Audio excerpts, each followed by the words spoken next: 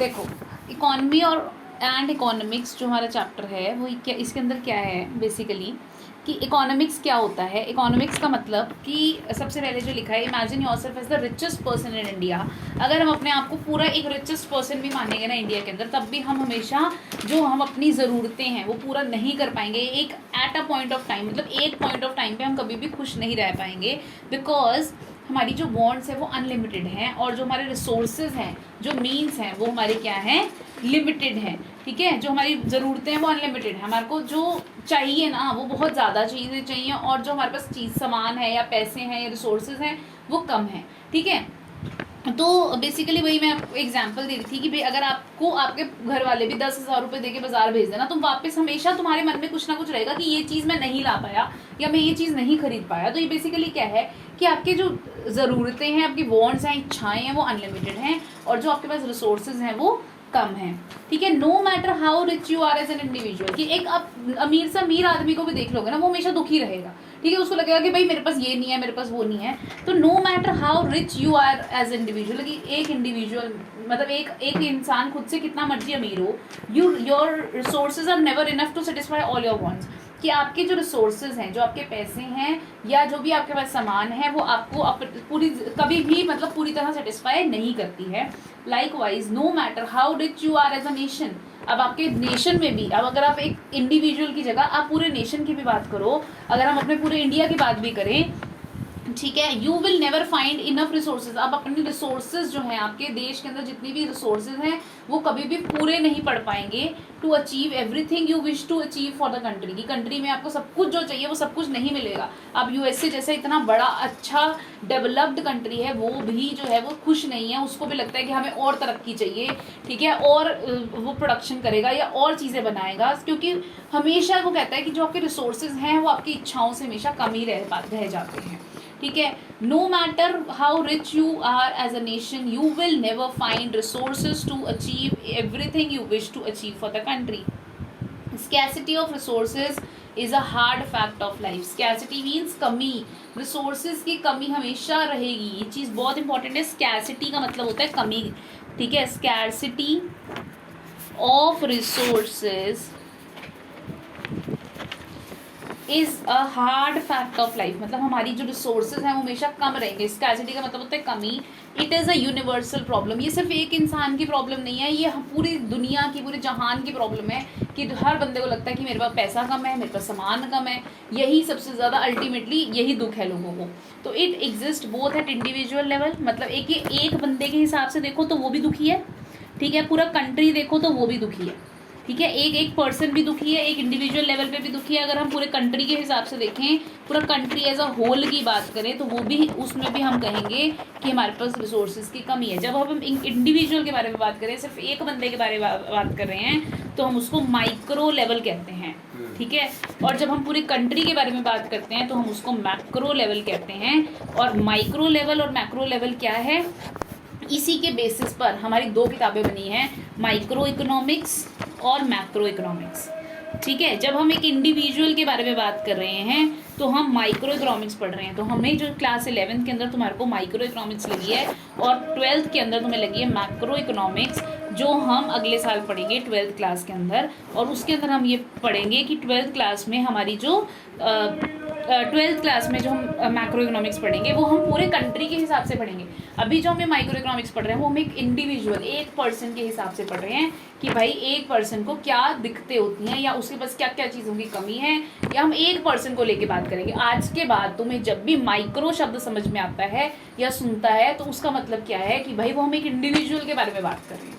ठीक है, तो as well as the level of a country as a hold called macro level, it is unavoidable problem. ये problem unavoidable है, हम कभी अवॉइड नहीं कर सकते इस चीज़ को।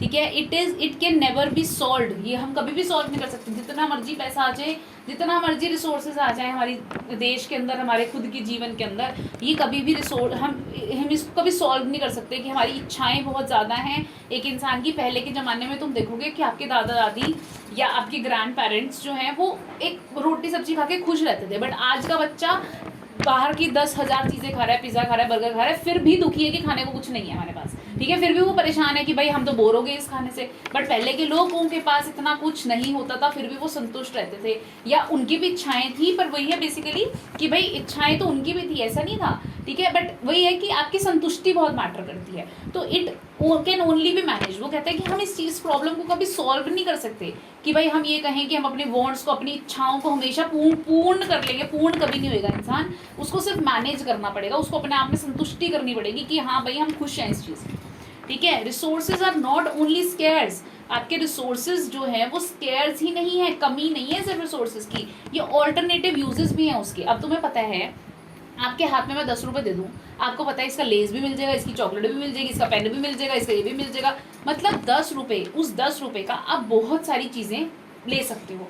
अब 10 रुपये आपके पास स्केयर्स हैं, मतलब कमी है पैसे की, सिर्फ 10 ही रुपये हैं, ठीक है, वो स्केयर्स हैं, but also have alternative uses. उस 10 रुपये के यूजेस भी बहुत सारे हैं, उसको हर जगह पे यूज़ भी कर सकते हो। दूध है तुम्हारे घर में, एक मिल्क है, उस मिल्क का आपको, आपके पास दूध पड़ा है, आप चाय भी बना सकते हो, मिल्क शेक भी बना सकते हो, मैंगो शेक भी बना सकते हो, बनाना शेक भी बना सकते हो, मतलब 1000 जगह पे उसको यूज़ कर सकते हो। पर दूध जो है वो कम है, स्केयर्स है, और ऑल्टरनेटिव यूजेस हैं उसके, ये भी बड़ी दिक्कत है।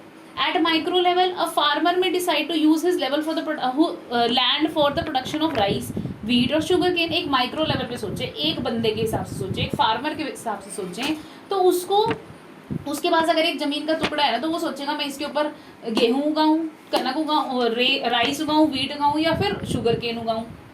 अगर हम पूरे माइक्रो लेवल पे सोचे, मैक्रो मतलब पूरी कंट्री के बारे में सोचे, गवर्नमेंट के बारे में सोचे, government of a country may decide to use tax revenue for the purchase of defense goods और the construction of night shelters.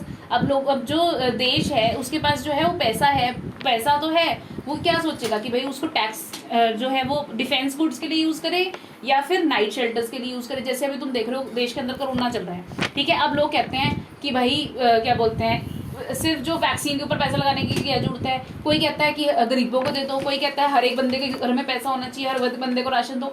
मतलब गवर्नमेंट के पास भी तो रिसोर्सेज की कमी है ना, गवर्नमेंट के पास भी इतना पैसा नहीं है, वो उसको डिसाइड करना है कि भाई किस तरीके से मैं संतुष्ट करूँ लोगों को, कि सारी ज़्यादा से ज़्यादा दुनिया जो है वो संतुष्टि की तरफ जा पाए।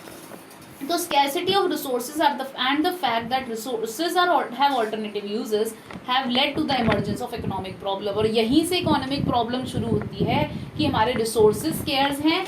और हमारे को क्वेश्चन आ जाए अगर क्या बोलते हैं कि what led to the emergence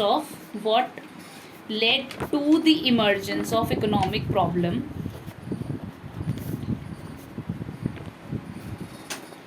what led to the emergence of economic problem। Economic problem आई कहाँ से निकली इकोनॉमिक प्रॉब्लम, तो इसके क्या रीज़न है। पहले हमारे पास स्कैसिटी ऑफ रिसोर्सेज हैं, हमारे रिसोर्सेज स्केयर्स हैं, ठीक है। सेकेंड वन कि हमारे ऑल्टरनेटिव यूजेस हैं, कि हमारे पास जो रिसोर्सेज हैं उसके भी हमारे पास यूजेस ऑल्टरनेटिव है, हमारे पास बहुत सारे यूजेस हैं उसके। हमारे को पता है कि भाई रिसोर्सेज तो बहुत ज़्यादा है, स्कैसिटी, हमारे पास रिसोर्सेज कम है, और जो रिसोर्सेज हैं उनके भी हम बहुत सारे यूजेस कर सकते हैं। यही हमारी इकोनॉमिक प्रॉब्लम है, ठीक है। पूरी इकोनॉमी में दिक्कत ही यही चीज़ है। The problem of rational management. अब हमारे को क्या करना पड़ेगा इसके लिए, रेशनल मैनेजमेंट करनी पड़ेगी। रेशनल मैनेजमेंट का मतलब रेशनली, बहुत अच्छे तरीके से इस चीज़ों को मैनेज करना पड़ेगा ऑफ रिसोर्सेज। और द प्रॉब्लम ऑफ, इसको हम बोल सकते हैं problem of optimum utilization of resources. Optimum utilization का मतलब हमारे जो रिसोर्सेज हैं, हमारी जो इकोनॉमी के अंदर रिसोर्सेज हैं, हम उनको अच्छे तरीके से ऑप्टिमली यूटिलाइज करना है, बहुत अच्छे तरीके से। ऑप्टिमम मतलब बहुत अच्छे तरीके से यूज़ करना है। It is also called the problem of allocation of resources. हम इसको एलोकेशन ऑफ रिसोर्सेज की प्रॉब्लम भी कह सकते हैं, या फिर प्रॉब्लम ऑफ चॉइस भी बोल सकते हैं। तो नीचे दिया हुआ तुम्हारे को, economic problem is the problem of rational management of resources और the problem of optimum utilisation. It arises because कि रिसोर्सेज स्कैर्स हैं और उसके ऑल्टरनेटिव यूजेस हैं। बस यही पूरा कारण है कि हम इकोनॉमिक्स पढ़ रहे हैं। इकोनॉमिक्स पढ़ने का भी कारण यही है कि हमारी जो ज़रूरतें हैं वो बहुत ज़्यादा हैं, और जो हमारे पास रिसोर्सेज हैं उसके ऑल्टरनेटिव यूजेस हैं। नेक्स्ट आगे क्या है, economic problem has led to the emergence of economics. मतलब वो कहता है कि इकोनॉमिक प्रॉब्लम की वजह से ही हमारे पास इकोनॉमिक्स आई, उसकी इकोनॉमिक्स की इमर्जेंस हुई है। The subject matter of economics revolves around the core problem of rational management of resources. कि आपकी इकोनॉमिक्स जो है वो क्या है, आपका ये पूरा इसी के आसपास रिवॉल्व कर रहा है कि हमें किस तरीके से रिसोर्सेज को अच्छे से मैनेज करना है। Economics deal with how limited resources are rationally manage, economics जो है वो किसके साथ डील करता है कि आप अपने रिसोर्सेज को किस तरीके से मैनेज करोगे माइक्रो लेवल पे और मैक्रो लेवल पे. What does rational management of resources mean. Rational management of resources का मतलब क्या है. एक माइक्रो लेवल पे देखें तो it means that an individual consumer uses his resources, कि एक इंडिविजुअल कंज्यूमर अपने रिसोर्सेज को, अपने इनकम को, अपने वेल्थ को इस तरीके से मैनेज करती है that the individual consumer uses his resources in such a manner कि भाई वो अपनी क्या बोलते हैं अपनी सेटिस्फैक्शन ले कर पाए. एक प्रोड्यूसर इस तरीके से करता है कि वो प्रॉफिट मैक्सिमम ले पाए. तो बेसिकली क्या है कि इकोनॉमिक्स एक वो सब्जेक्ट मैटर है जिसके अंदर एक माइक्रो लेवल पे एक इंडिविजुअल, एक पर्सन, वो इस तरीके से पैसा खर्चता है कि वो मैक्सिमम सेटिस्फैक्शन गेन कर पाए. प्रोड्यूसर इस तरीके से काम करता है, इस तरीके से प्रोड्यूस करता है कि उसको मैक्सिमम प्रॉफिट होए. और सोसाइटी इस तरीके से काम करती है कि उसको कि भाई सोशल वेलफेयर ऐसा अच्छे से हो पाए. गवर्नमेंट इस तरीके से काम करती है. तो इकोनॉमिक्स का मीनिंग क्या है हम उसको लिखेंगे यहाँ पे. तुम्हारे को सिर्फ इसको रीड करना है ऊपर वाले पैराग्राफ को. इससे तुम्हें पढ़ना मतलब इतना ज़्यादा लर्न करने वाला कुछ नहीं है. इसमें इकोनॉमिक्स की मैं डेफिनेशन लिखवाती हूँ, मीनिंग लिखवाती हूँ, वो आपने लर्न करना है. तो इकोनॉमिक्स क्या होता है. Is the subject matter that deals with the allocation of scarce resources. आपकी जो स्केर्स रिसोर्सेज हैं उसके साथ डील करते हैं in such a manner that individual consumer gets maximum satisfaction. कि एक इंडिविजुअल कंज्यूमर जो है उसको मैक्सिमम सेटिस्फैक्शन मिले, प्रोड्यूसर को मैक्सिमम प्रॉफिट मिले और सोसाइटी को मैक्सिमम सोशल वेलफेयर मिले. तो इकोनॉमिक्स क्या है, वो सब्जेक्ट मैटर जिसके अंदर हम एलोकेट करते हैं. एलोकेट मतलब बांटते हैं रिसोर्सेज को इस तरीके से कि भाई सोसाइटी में जो इंडिविजुअल है वो अच्छा मैक्सिमम सेटिस्फैक्शन मिले उसको, ठीक है, वो सबसे ज़्यादा संतुष्ट हो. प्रोड्यूसर को इस तरीके से कि प्रोड्यूसर को सबसे ज़्यादा प्रॉफिट मिले और सोसाइटी को सबसे ज़्यादा सोशल वेलफेयर मिले. ये डेफिनेशन इकोनॉमिक्स की जो आपको लर्न करनी है.